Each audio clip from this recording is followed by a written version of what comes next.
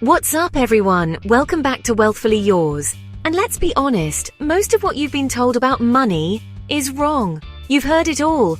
Money doesn't grow on trees. You need to work hard to make a living. And my personal favorite, money is the root of all evil. These are just a few examples of the money myths that hold us back from building real wealth.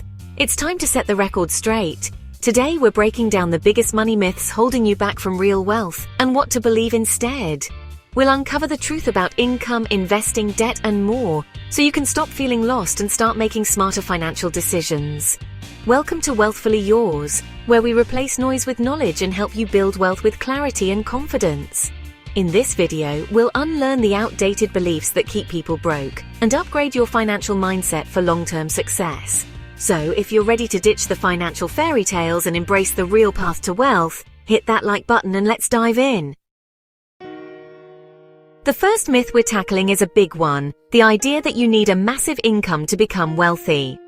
Now, while it's true that a higher income can provide more opportunities, it's not the deciding factor you might think it is. In fact, some of the wealthiest people I know started with very average incomes. The truth is, it's not about how much you earn, but how much you keep, and more importantly, how you put that money to work for you. Think about it. You've probably heard stories of lottery winners who end up broke. Why? Because they didn't understand how to manage their money, regardless of how much they had. On the flip side, there are countless examples of teachers, firefighters, and even janitors who built significant wealth through disciplined saving and investing. This is where the real magic happens, not just in earning a lot, but in understanding how to make your money work harder than you do. One of the most important lessons from the book, The Millionaire Next Door, is that most millionaires aren't flashy spenders. They're actually quite frugal. They live below their means, save diligently, and invest wisely. They understand that building wealth is a marathon, not a sprint, and it requires patience and consistency. Instead of chasing the latest gadgets or luxury cars, they focus on building a solid financial foundation. This isn't about depriving yourself, it's about being intentional with your spending. It's about distinguishing between your needs and wants and making conscious choices that align with your financial goals. Remember, every dollar you save is a dollar you can invest and put to work growing your wealth over time. It's about delaying gratification today to enjoy a more secure and abundant future. One of the biggest traps that high earners fall into is lifestyle inflation. As their income increases, so do their expenses. They buy a bigger house, a fancier car, and upgrade their lifestyle to match their new income. While it's, tempting to reward yourself with material possessions, this cycle of lifestyle inflation can really sabotage your wealth-building efforts. The key is to break free from the cycle of keeping up with the Joneses. Just because you can afford something doesn't mean you should buy it. Instead, focus on building a strong financial foundation by saving, investing, and letting your money work for you. Remember, true wealth isn't about showcasing your income. It's about having financial freedom and options in life. Let's talk about investing, because another myth that keeps people stuck is the belief that investing is only for experts. You might hear things like, the stock market is too risky, or you need a financial advisor to make any money. But the truth is, investing doesn't have to be complicated. In fact, some of the simplest strategies are the most effective. One of my favorite books on this topic is The Little Book of Common Sense Investing by John Bogle, the founder of Vanguard. Bogle advocates for a simple, low-cost approach to investing that anyone can follow. He emphasizes the power of index funds, which are like baskets of stocks that track a particular market index, like the S&P 500. This means you're instantly diversified across hundreds of companies, reducing your risk. Now, you might be thinking, when's the best time to invest? And that's a great question. The truth is, trying to time the market perfectly is incredibly difficult, even for professionals. That's where dollar-cost averaging comes in. This strategy involves investing a fixed amount of money at regular intervals, regardless of market conditions. By investing consistently over time, you're buying more shares when prices are low and fewer shares when prices are high. This helps to average out your purchase price over the long term, reducing the impact of market volatility on your portfolio. The key is to stay disciplined and consistent with your investments, regardless of what the market is doing in the short term. Remember, investing is a long-term game. It's not about getting rich quick. It's about building wealth gradually over time. The stock market will always have its ups and downs, but history has shown that over the long term, it tends to go up. The key is to not panic sell during market downturns. In fact, these downturns can present great buying opportunities for patient investors. Instead of trying to time the market, focus on time in the market. The earlier you start investing, the more time your money has to grow. Even small amounts invested consistently over time can compound into significant wealth, thanks to the power of compound interest. Remember, patience and consistency are key when it comes to building lasting wealth through investing. Alright, let's talk about money. Have you ever heard someone say money is the root of all evil? It's a common phrase, but it's actually a misquote. The real quote is the love of money is the root of all evil. And there's a big difference. Money itself isn't inherently good or bad. It's just a tool. It's like a hammer. You can use it to build a house, or you can use it to hurt someone. It all depends on the person wielding the hammer, right? Think about it. Money can be used for incredible good. It can fund charities, provide medical care, educate children, and support countless worthy causes. Look at someone like Bill Gates. He's using his massive wealth to tackle global issues like poverty and disease. That's the power of money used for good. On the flip side, the relentless pursuit of money, the obsession with accumulating more and more, that can lead down a dark path. It can make people greedy, selfish, and even dishonest. But that's not money's fault. That's a human problem. The takeaway here is simple. Money is neutral. It's a tool. It's up to us, the individuals using it, to determine whether it's a force for good or evil in our lives and in the world. Money is a magnifier of character. If you're generous, more money lets you give back and support causes you care about. But if you're selfish, it can amplify that too. Money doesn't change who you are, it reveals you. So before building wealth, reflect on your values. Use money as a tool to align your goals with what matters most. That's how you stay grounded, avoid greed, and use your wealth for good. One of the most fulfilling things you can do with money is to use it to make a positive impact. And it doesn't have to be millions of dollars either. Every little bit helps.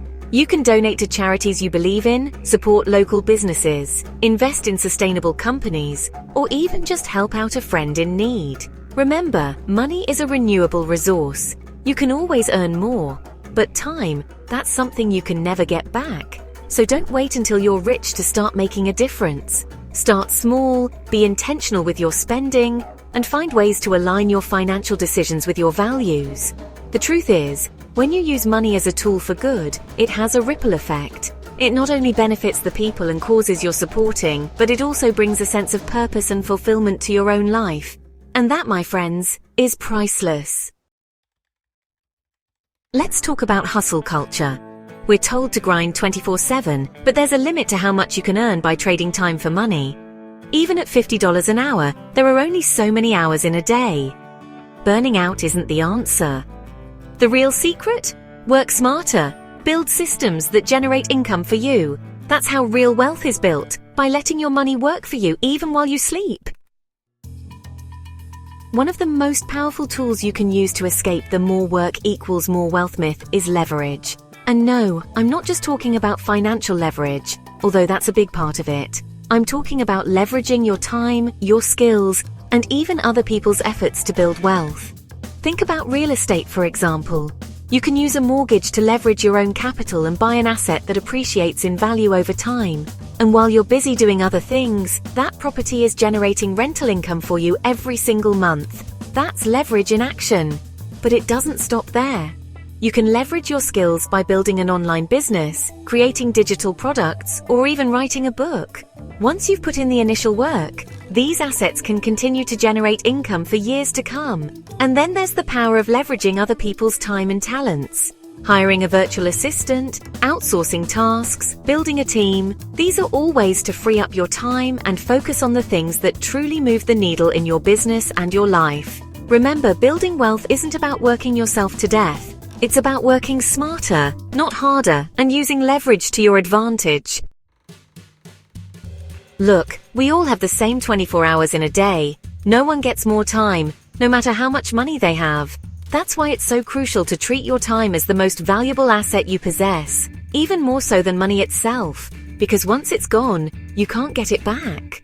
Instead of chasing every single opportunity that comes your way, learn to say no to the things that don't align with your goals, your values, or your overall vision. Focus on the 20% of activities that generate 80% of your results. Delegate, automate, and eliminate everything else. Remember, building wealth isn't a sprint, it's a marathon. It's about making consistent progress over time, not burning yourself out in pursuit of short-term gains. So slow down, prioritize your well-being, and focus on building a life that allows you to enjoy the journey, not just the destination. Because at the end of the day, what's the point of all this wealth if you don't have the time, the energy, or the health to enjoy it? Take it from someone who's learned this lesson the hard way. Prioritize your time, your health, and your relationships. Those are the things that truly matter in life. Let's talk about debt. Debt is one of those taboo topics that makes people uncomfortable. We're told debt is always bad, but it's not that simple. Debt is just a tool.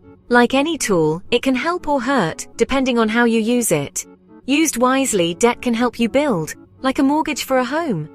But bad debt, like high-interest credit cards, can weigh you down. The key is knowing the difference and using debt to your advantage. How do you tell good debt from bad debt? It comes down to interest rates and what you get in return. Bad debt, like credit cards, has high interest rates and doesn't build wealth. Good debt, like mortgages or business loans, usually has lower rates and helps you buy assets that grow in value or earn income. Used wisely, good debt can help you build wealth over time. Make your debt work for you, not against you. Now, I'm not saying you should go out and rack up a ton of debt just because it can be used strategically. It's still crucial to be responsible, to live within your means, and to have a solid plan for managing and repaying any debt you take on. But I also don't want you to be afraid of debt entirely. Sometimes taking on a calculated amount of debt can be the key to unlocking opportunities and accelerating your path to wealth. Just remember to do your research, understand the terms of the loan, and make sure it aligns with your overall financial goals. Don't let the stigma surrounding debt hold you back from exploring opportunities that could help you build a brighter financial future. Remember, knowledge is power. Educate yourself about the different types of debt, the potential risks and rewards, and learn how to use this powerful tool to your advantage. So there you have it. 5 common wealth myths debunked. Remember, building wealth doesn't start with money. It starts with your mindset. It's about unlearning the limiting beliefs that might be holding you back and embracing a new way of thinking about money. Unlearn what's broken, relearn what works, and take action, one step at a time. Building wealth is a marathon, not a sprint, and every step you take in the right direction gets you closer to your goals. If you found this video helpful, hit that like button and subscribe to the channel so you don't miss out on future videos. And hey, while you're at it, hit that notification bell so you'll be the first to know when I drop new content. Next on Wealthfully Yours, the simple 3-account system to manage money like the rich. You've got this. Until next time, keep crushing it.